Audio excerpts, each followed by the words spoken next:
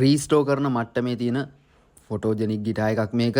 ඉතින් මේ ගිටාර් එක මගේ ගාවට අරන් ආවේ මේ මීගමු පැත්තේ මල්ලි කෙනෙක්. ඉතින් මේකේ සම්පූර්ණ ඔක්සයිඩ් වෙලා මේ ලී වලත් මේ එක එක ෆංගස් වගේ ඒවා බැඳිලා මේක සම්පූර්ණ මේ විදිහට අවුල් වෙලා තියෙන්නේ. ඉතින් මේකේ කොටස් ටික සේරම මම ගලවගෙන ඉදිරියට රිපෙයාර් කරන්න තමයි දැන් සූදානම.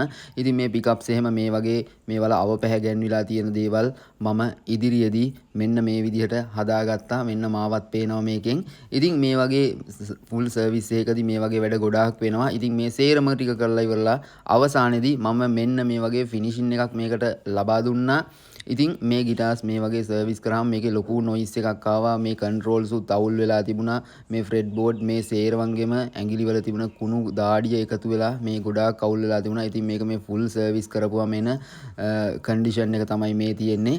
ඉතින් මම මේකේ ආම්ස් වල ඇදලා තිබුණු ලෙඩ සේරම හදලා මේ කස්ටමර්ට මේක ලබලා දුන්නා. එහෙනම් ජය වේවා වීඩියෝ එක බලපු සියලු දෙනාට.